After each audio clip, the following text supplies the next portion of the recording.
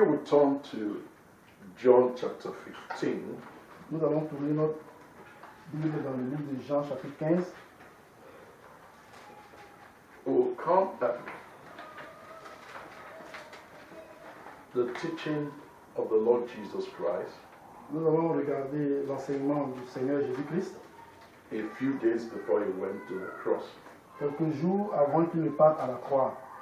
After this teaching, Après cet enseignement, he went to the cross. puis il est allé à la croix. So you can understand that the subject matter is of great importance. On peut comprendre par là que le sujet traité par le Seigneur ici était d'une grande importance. And we will do well also to give our heart to the things that the Lord Jesus Christ tells us is important. Nous allons aussi nous considérer que les choses dont a parlé le Seigneur sont d'une grande importance. We'll start with the very first verse. Nous allons commencer par le premier verset. And could you please turn to the Bible? S'il vous plaît, pouvez-vous regarder dans vos Bibles? So follow the reading in your own Bible. Suivez la lecture dans votre propre Bible. I am the true vine, and my Father is the husbandman. That's the only verse we're reading. Je suis le vrai cep et mon père est le vigneron. Let's take it again. I'm the true vine, and my Father is the husbandman. Je suis le vrai cep et mon père est le vigneron. Amen. Amen. Okay, now you lift up your head and look this way. If Jesus said he's the true vine, then there must be a false vine. Si Jésus dit qu'il est le vrai cep, alors il devra y avoir de mauvais cep. Relative to God's great work on earth, there are two vines. Concernant l'œuvre du Seigneur sur la terre, il y a deux vignes. The true vine La vraie vigne and the false vine. et la fausse vigne. The Bible reveals that the true vine is the heavenly vine. La Bible déclare que la vraie vigne est la vigne céleste. The Bible talks about the vine of the earth. La Bible parle de la vigne terrestre. So the vine of the earth must be the false vine. Donc la vigne terrestre devra donc être la mauvaise vigne. And all of humanity is being impacted by one or the other of these two vines. Et l'humanité tout entière est soit impactée par l'une ou l'autre des vignes. We ought to know that if the true vine is a person, then the false vine is also a person. Alors nous comprenons par là que si la vraie vigne est une personne, donc la fausse vigne est également une personne. If you turn in your Bible to Numbers chapter 6, Nous allons prendre nos Bibles dans le livre de Nombres, chapitre 6. a statement is made in one of the upper verses. Dans un des versets, dans Nombres chapitre 6, il y a une déclaration qui a été faite. We'll start reading from verse 1. Nous allons commencer à lire à partir du verset 1 and then we'll read up to verse 4. jusqu'au verset 4. Je lis. L'Éternel parla à Moïse et dit, parle aux enfants d'Israël et tu leur diras, lorsqu'un homme ou une femme se séparera des autres en faisant vœu de naziréat pour se consacrer à l'Éternel, il s'abstiendra de vin et de boissons enivrantes. Il ne boira ni vinaigre fait avec du vin, ni vinaigre fait avec une boisson enivrante. Il ne boira d'aucune liqueur tirée des raisins, et il ne mangera point de raisin frais ni de raisin sec. Pendant tout le temps de son naziréat, il ne mangera rien de ce qui provient de la vigne, depuis les épines jusqu'à la peau du raisin. Amen. Amen. So you can find here that certain of the Lord's servants are told not to partake of the vine. Vous voyez ici que certains des serviteurs du Seigneur, il leur a été dit de ne pas prendre part de ne pas toucher à la vigne. Now, which servant does he speak to here? De quel serviteur parle-t-il ici? If you read the second verse, you know that it speaks of all of his servants Le verset 2 dit qu'il parle de tous ses serviteurs who want to know him and be a blessing to his kingdom. de tous ses serviteurs qui veulent le connaître et être une bénédiction pour son royaume. Amen. All right. Look at verse 2. When you read of things like this in the Old Testament that says both male and female might be part of the instruction, then the reference is to all of the lost people who desire, who love to be a blessing to the kingdom, who want to partake of the fullness of the kingdom. Et quand vous lisez la Bible et que vous voyez, donc il fait qu'il mentionne de l'homme et de la femme, alors cela parle de tous les enfants d'Israël qui veulent se donner au Seigneur et être une bénédiction pour le royaume du Seigneur. Okay, read verse 2. Le verset 2. Parle aux enfants d'Israël et tu leur diras, lorsqu'un homme ou une femme se séparera des autres en faisant vœu de Naziréa pour se consacrer à l'Éternel. Amen. So it is the individual that decides that he wants to draw close to the Lord. C'est l'individu qui décide donc qu'il veut s'approcher vraiment du Seigneur. Then he says, if you want to do that, then I will accept you, but don't partake of this, don't partake of this, don't partake of that. Donc, si tu veux vraiment m'approcher, je vais accepter cette approche, mais alors ne prends pas part à ceci, ni à cela, ni à cette autre chose. There are two levels of consecration taught in the Old Testament. Il y a deux niveaux de consécration enseignés dans l'Ancien Testament. Leviticus chapter 8 addresses the basic consecration. Lévitique chapitre 8 présente la consécration de base.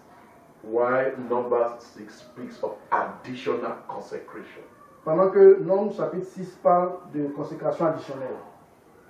So that the individual who walks in the two consecrations will bring blessing to God and to the Lord's people. De telle sorte que la personne qui prend part aux deux consécrations sera une bénédiction pour le peuple et il s'approche du Seigneur et il sera une bénédiction pour le peuple de Dieu. Immediately after this number 6, if you go to verse 24, si nous partons au verset 24, après avoir lu ces deux premiers versets, you find that there is revealed the ministry that brings total blessing to the lost people. Il est enseigné là le ministère qui permet d'avoir une bénédiction totale pour le peuple de Dieu. So if we start reading from verse 22 to 27, you find that it was appropriately revealed after the teaching on the Nazarene vow.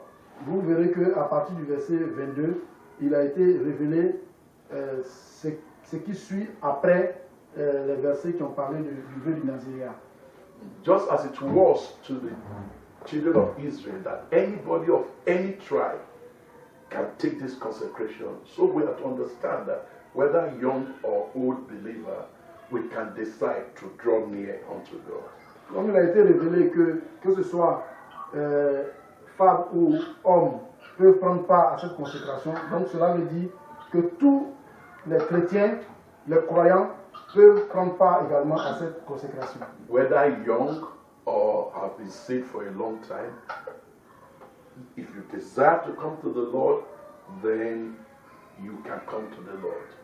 Qu'il soit jeune, qu'il soit nouveau dans la foi, quel que soit son âge spirituel, il peut décider de prendre part à cette consécration avec le Seigneur. All right, so let's read from verse 22 to 27. À partir du verset 22, je lis. L'Éternel parla à Moïse et dit, parle à Aaron et à ses fils et dit, vous bénirez ainsi les enfants d'Israël. vous leur direz, que l'Éternel te bénisse et qu'il te garde. Que l'Éternel fasse lui sa face sur toi et qu'il t'accorde sa grâce.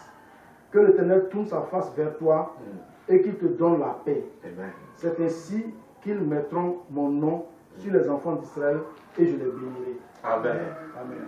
So it opens us to the fullness of the ministry of blessing that God has committed to His church. Ça nous donne l'accès à toute la plénitude de la bénédiction que Dieu a préparée pour son Église. But it sends a message down to us that at the point of revealing it, it speaks of the Nazarene vow.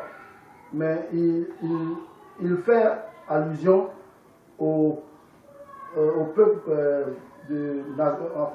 au verset qui parle du Nazaréat, tout en nous révélant cela, il fait référence au verset qui parle du Nazaréat. Okay, so let me take it again. I like the way you put it. That verses 22 to 27 occurs immediately after the teaching of the Nazarene vow, signifies that if we want to be a blessing to God's people, if we want to go all the way with the Lord, to be a blessing to God's people, then we must take on the spirit of the Nazarene vow. Le fait de parler du verset, après avoir parlé des versets concernant le Nazaréat, il a fait mention de ce verset qu'on vient de lire. Cela signifie que si nous voulons être vraiment des bénédictions pour le Seigneur et dans son Église, nous devons faire le vœu du Nazaréat. So, whatever is shown here should apply to all of the Lord's people who want to go all the way with Jesus. Donc, quel que soit ce dont il est question ici, cela s'applique à toutes les personnes qui veulent aller dans la marche profonde avec le Seigneur. Amen. Amen. So it pertains to you. Amen. Donc, ça te concerne. Amen. Before I continue on that note, let's go to the New Testament, which shows to us that whatever is given in Scripture is given for you, so that you might be a blessing to God, to yourself, and to others. Nous allons aller dans le Nouveau Testament, mais pour comprendre que tout ce qui nous est donné ici concerne une bénédiction qui nous est donnée à nous, que nous soyons une bénédiction pour Dieu, pour nous-mêmes et pour nos frères. Are we together? Yes. Let's go to 2 Timothy. Allons voir 2 Timothée.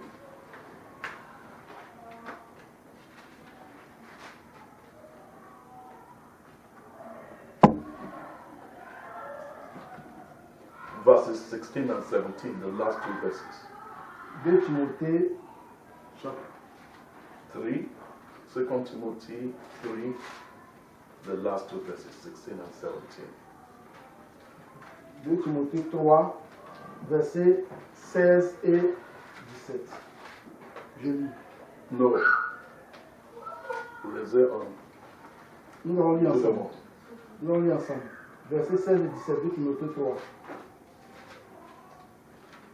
On lit.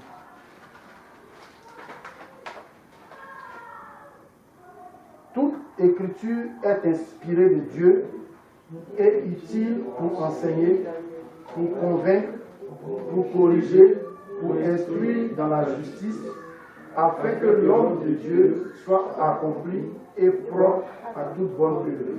Amen. Amen. Is the scripture written for you? C'est une écriture pour toi. Amen.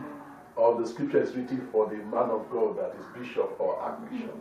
Ou alors, est-ce que c'est une écriture qui concerne l'homme de Dieu qui est bishop ou archibishop? Correspondez. Non. Répondez. Hein? C'est pour nous? C'est bon. C'est pour moi. Better. C'est pour moi. So the scripture is written so that you might be thoroughly furnished unto all good works. Cet enseignement, cette écriture, c'est pour que toi, tu sois profondément ancré dans les choses du Seigneur. If you want to follow Jesus Christ, all the way, then you must learn to submit to all the provisions in God's word. Si tu veux suivre le Seigneur dans tout, partout où il va, dans tous les aspects, alors nous devons apprendre à nous soumettre à ce qu'il nous dit dans sa parole. In Revelation 17:14, Dans l'Apocalypse 17, we find that 14, those who make it to the end in a glorious way are those who follow Jesus, vous who verrez, are called, who are chosen, who are faithful. vous verrez que ceux qui suivent le Seigneur partout, ceux qui sont des vainqueurs, c'est ceux qui suivent le Seigneur partout, selon qu'il les a appelés. Read it. 14. 17, 14, Apocalypse 17, 14, je lis. Ils combattront comme l'agneau, et l'agneau les vaincra, parce qu'il est le Seigneur des seigneurs, Amen. et le roi des rois, Amen. et les appelés, et les élus, et les fidèles qui sont avec lui les vaincront aussi. Amen. They that are with him are called and chosen and faithful. Ceux qui sont en lui sont appelés, ils sont fidèles, ils sont élus, ils sont appelés, ils sont élus, ils sont fidèles. Amen. Amen. If you go to chapter 14, you find that there are those who follow Jesus all the way. Le chapitre 14 dit qu'il y a des personnes qui ont suivi le Seigneur partout, en tout temps. Verse 4. Le verset 4, chapitre 14, Apocalypse, je lis. Ce sont ceux qui ne se sont pas souillés avec des femmes, car ils sont vierges. Ils suivent l'agneau partout où il va. Ils ont été rachetés d'entre les hommes comme des prémices pour Dieu et pour l'agneau. Who want to be in this class of people? Raise up your hand. Qui veut dans cette classe de peuple? Levez la main. Amen. These are they which follow the Lamb whithersoever he goes. Ce sont ceux-là qui suivent l'agneau partout où il va. Amen. Amen. Glory. Wow. These are they which follow the Lamb whithersoever he goes. Ce sont ceux-là qui suivent le Seigneur, qui suivent l'agneau partout où il va. But it is interesting that it is in this same chapter that we are told about the vine of the earth. C'est intéressant parce que c'est dans ce même chapitre dont il est question de la vigne terrestre. Verse 18. Le verset 18. Apocalypse 14, verset 18. Je lis. Et un autre ange qui avait autorité sur le feu sortit de l'autel et adressa d'une voix forte à celui qui avait la faucille tranchante, disant: Lance ta faucille tranchante et vendange les grappes de la vigne de la terre, car les raisins de la terre sont mûrs. Amen. Amen. We'll come back to this place, but you understand that here we are told about the harvest of the vine of the earth. Nous allons revenir sur cela, mais ici, vous comprenez qu'il est question de la moisson de la vigne terrestre. Whatever a man partake of, there will be a harvest of that life. Quelle que soit l'activité d'un homme, il aura forcément une moisson de sa vie. Amen? When we come back, you'll find that this judgment of the vine of the earth is disastrous.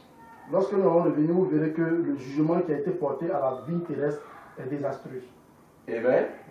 All right, let's go back to Numbers chapter 6, just briefly. Retournons dans le livre de Nombres, chapitre 6, brièvement. In the first 7 verses, Dans les 7 premiers versets, we are told what an individual, whether young convert or big convert, who wants to go all the way with the Lord, what things he should avoid. nous avons vu ici que tout chrétien, qu'il soit nouvellement converti ou anciennement converti, toutes les dispositions qu'il doit prendre pour aller aussi loin dans la marche avec le Seigneur. So there's the vine of the earth and there's the true vine. Donc il y a la vigne terrestre et il y a la vraie vigne. Amen? And the fruit that grows on both trees shall be harvested. Et le fruit qui est porté par ces deux vignes sera moissonné. So whatever you do today, there shall be an accounting of it in the day to come. Donc, quelle que soit l'activité que nous menons maintenant, il y aura dans le futur une récolte, il y aura une mesure de cette activité. So we go back to John 15 and we begin to talk about the true vine, Donc, nous retournons dans le livre de Jean, chapitre 15, pour commencer à parler de la vraie vigne. knowing that there is the vine of the earth, which is the false vine. Sachant bien qu'il y a la vigne terrestre qui est la fausse vigne. And in the church world and in all the world, people are shaped according to whether they are feeding from the true vine or they are partaking of the vine of the earth. Donc, dans la vie de l'Église, ou en général dans toute la vie, les gens sont mesurés en fonction de leur appartenance à la vraie vigne ou à la fausse vigne. So, John 15. Jean chapitre 15. Let's read from verse 1 to 8. Je lis à partir du verset 1 au verset 8. Je suis le vrai cep, et mon Père est le vigneron. Tout sarment qui est en moi et qui ne porte pas de fruit, il le retranche, et tout sarment qui porte du fruit, il le monte, afin qu'il porte encore plus de fruits. Déjà, vous êtes purs à cause de la parole que je vous ai annoncée. Demeurez en moi, et je demeurerai en vous. Comme le sarment ne peut de lui-même porter du fruit s'il ne demeure attaché au cep, ainsi, vous ne le pouvez pas non plus si vous ne demeurez en moi. Je suis le cep, vous êtes les sarments. Celui qui demeure en moi et en qui je demeure porte beaucoup de fruits, car sans moi, vous ne pouvez rien faire. Si quelqu'un ne demeure pas en moi, il est jeté dehors, comme le sarment, et il sèche. Puis on ramasse les sarments, on les jette au feu et ils brûlent. Si vous demeurez en moi et que mes paroles demeurent en vous, demandez ce que vous voudrez et cela vous sera accordé. Si vous portez beaucoup de fruits, c'est ainsi que mon Père sera glorifié et que vous serez mes disciples. Amen. Amen. Amen. So, the vine tree and the branches. Donc, l'arbre de la vigne et les branches. We want to ask and answer several questions so that we might be able to progress very fast on this meditation. Donc, nous allons poser un certain nombre de questions pour nous permettre de progresser très rapidement. The first question we want to ask is, what is the fruit that comes upon the branch? La première question que nous nous posons, c'est de savoir quels sont les fruits qui viennent sur les branches de la vigne. Because over and over again in the 8 verses, it talks about fruit, fruit, fruit, fruit. What is this fruit? Parce qu'il parle de plus en plus de fruits dans tous les versets. Il parle de fruits, fruits, fruits. De quoi est-ce qu'il est question de ces fruits? Because verse 8, for example, says, Herein is my Father glorified, that he bear much fruit, so shall ye be my disciples. Parce que le verset 8, il dit, si vous portez beaucoup de fruits, c'est ainsi que mon Père sera glorifié et que vous serez mes disciples. Who wants to glorify the Father? Qui veut glorifier I want to le do. Père? And we want to show that he's a disciple of Jesus. Qui veut montrer qu'il est disciple de Jésus? He said, Herein is my Father glorified, that he bear what? Much fruit. Il dit, écoutez bien, si vous portez beaucoup de fruits, alors mon Père sera glorifié. So shall ye be my disciples. Ainsi donc vous serez mes disciples. So here there's a great concern about bearing fruit. Donc ici, il y a une grande préoccupation concernant porter du fruit. And the attention of the husbandman is concentrated on those who bear fruit. Et l'attention donc de l'homme, husbandman, The husbandman, that's God, my Oui, father, oui. the husbandman. oui, l'attention du vigneron est portée sur le fait qu'on doit porter du fruit. You have fruit, you have more fruit, you have much fruit. Tu as le fruit, tu as beaucoup de fruits, tu as beaucoup de fruits. Beaucoup, beaucoup. Beaucoup de fruits. Hallelujah. Amen. So 3 levels. 3 niveaux. And when you bear fruit, Quand tu portes du fruit, the Father takes much interest in you. le Père prend plus d'intérêt en toi. And prunes and take away things that are not supposed to be part of you, Et il nettoie toutes les choses qui ne sont pas participants de ta vie, so that you can bear more fruit. afin que tu puisses porter plus de fruits. And when you bear more fruit, you say, it begins to give you attention, Et quand tu portes beaucoup de fruits, il commence à te donner beaucoup d'attention encore, so that you might bear much fruit. de sorte que tu puisses porter beaucoup de fruits. But what is this fruit that we are talking about? De quels fruits donc parlons-nous ici? They fall into three classes. There are three aspects to the fruit that is being mentioned here. Il y a trois aspects des fruits dont il est question ici. One, it is the fruit of character. Premièrement, c'est le fruit du caractère. Because whatever appears in the fruit had come through the vine. Parce que tout ce qui apparaît au niveau du fruit provient de la vigne. So as we look at the fruit, we see Christ. Alors quand on regarde le fruit, on voit Christ. Because the fruit came from the nutrient that came through the root, through the stem, into the branches, and then the fruiting. Parce que les fruits proviennent de ce qui vient, des nutriments qui proviennent des racines, du tronc, jusqu'à atteindre les branches, et là, ça se déverse au niveau. Is that not so? N'est-ce pas? There cannot be anything in the fruit that is not in the vine. On ne peut pas avoir quelque chose qui se porte qui est dans le fruit, qui n'est pas au niveau de la vigne. N'est-ce pas? Yes. Bon. All right, so it's the fruit of character. Donc c'est premièrement le fruit du caractère. But that's not the only fruit. Ce n'est pas seulement ce type de fruit. Then it is the fruit of wisdom. Ensuite, il y a le fruit de la sagesse. Then finally, it is the fruit of saving power. Et troisièmement, il y a le fruit Les cousins de serve, slave. serving, ok. Not saving power.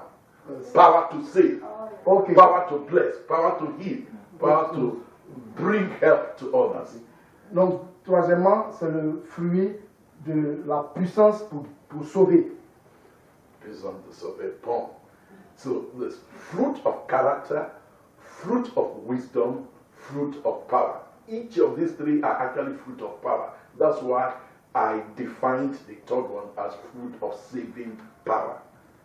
Tous ces trois fruits, fruits de caractère, fruits de sagesse et fruits de la puissance, tous ces trois sont des fruits de puissance. C'est pour cela que je dis que le dernier fruit, c'est le fruit de la puissance pour sauver. Amen. Amen. Amen. Hallelujah. Let's read about the fruit of character. We are very conversant with that. You see it as the fruit of the Spirit in Galatians 5:22 to 24. Parlons du fruit du caractère. Vous êtes très familier à ce type de fruit. C'est le fruit dont il est question dans le livre de Galates chapitre 5, du verset 22 au verset 24. The Lord wants this fruit to be present in our lives, for the fruit to grow in our lives, and for the fruit to ripen in our life. The fruit of character. Donc le Seigneur veut que ce fruit-là puisse grandir en nous et grandir fortement en nous. Le fruit du caractère. Amen. Amen. Are we there in verse chapter 5, Galatians 5:22 to 24? Galates chapitre 5, le verset 22 au verset 24, je lis. Mais le fruit de l'esprit, c'est l'amour, la joie, la paix, la patience, la bonté, la bénignité, la fidélité, la douceur, la tempérance. La loi n'est pas contre ces choses. Ceux qui sont en Jésus-Christ. Let's stop at 23. Take it again, verses 22 and 23. Mais le fruit de l'esprit, c'est l'amour, la paix, la joie, la patience, la bonté, la bénignité, la fidélité, la douceur, la tempérance. La loi n'est pas contre ces choses. Now, lift up your head. All of these fruits are in three levels. That is, it appears, it grows, it ripens. Tous ces fruits sont en trois niveaux. Ils apparaissent, ils grandissent et ils sont moissonnés. Is that not so? Amen. And this fruit is the result of a battle. Et donc ces fruits sont le résultat d'une bataille. You cannot have love without conquering hatred. Tu ne peux pas avoir l'amour sans avoir conquis des territoires. Because when Christ saves us, we already have a lifestyle. Parce que quand Jésus nous sauve, nous avons déjà un style de vie. So the life of the Son of God comes to push out of our lives things that are contrary to us, so that the things that are His might appear in our lives. La vie qui vient de Jésus vient chasser tout ce qui est contraire à sa vie et commencer à imprimer en nous de sa vie. The beautiful character we see here comes as a result of allowing Him to conquer your old nature, so that His new nature might appear.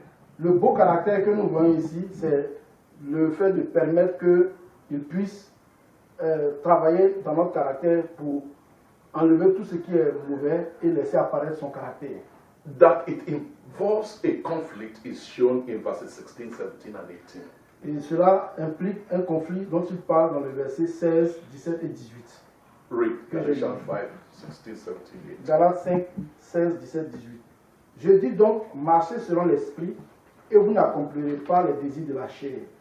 Car la chair a des désirs contraires à ceux de l'esprit, et l'esprit en a le contraire à ceux de la chair.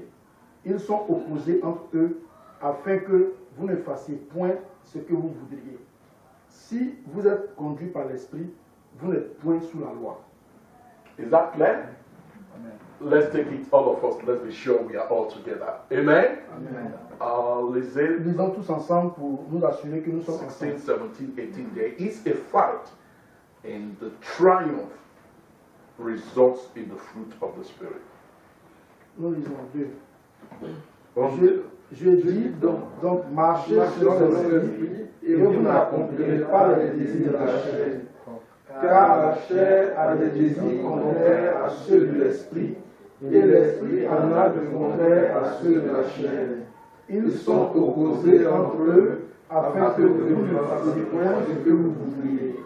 Si vous êtes conduits par l'esprit, vous n'êtes point sous la loi.